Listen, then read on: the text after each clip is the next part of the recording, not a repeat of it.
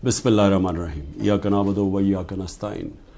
मेरे पाकिस्तानियों, जब तक ये पैगाम आप तक पहुँचेगा, मुझे ये अरेस्ट कर चुके होंगे और मैं जेल में होऊंगा। तो मेरी आपसे सिर्फ एक ही रिक्वेस्ट है, अपील है कि आपने घरों में चुप करके नहीं बैठना।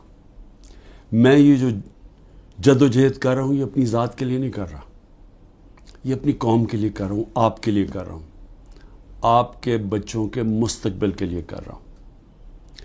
अगर आप अपने हकूक़ के लिए नहीं खड़े होंगे, आप ग़ुलामों की ज़िंदगी गुजारेंगे, और ग़ुलामों की कोई ज़िंदगी नहीं होती।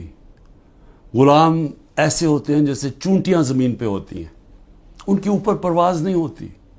और ये बड़ी ख्वाब का नाम था पाकिस्तान, नारा था ला इलाहा इल्लल्लाह। पाकिस्तान का मतलब क्या कि हम कोई इंसान के सामने नहीं झुकते। ला इलाहा इल्लल्लाह इंसान की ग़ुलामी से हमें आज़ाद करता है।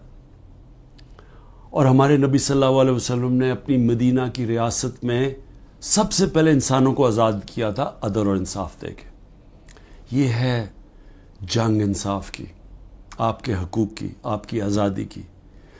और कभी भी याद रखें, कोई आज़ादी प्लेट में रख के नहीं देता। जिस तरह मैं कहता हूँ, जंजीरें गिरती नहीं हैं, तोड़नी पड़ती हैं। पुरअमन एहतजाज आपने करते रहना है जब तक कि आपको आपका हक नहीं मिलता। और वो सबसे बड़ा फंडामेंटल राइट है, वोट के ज़रिए अपनी हुकूमत मुंतखब करना, ना तो किसी और कोई कब्ज़ा ग्रुप इस मुल्क के ऊपर कब्ज़ा करके बैठ जाए जो आज कब्ज़ा करके बैठा हुआ है। शुक्रिया।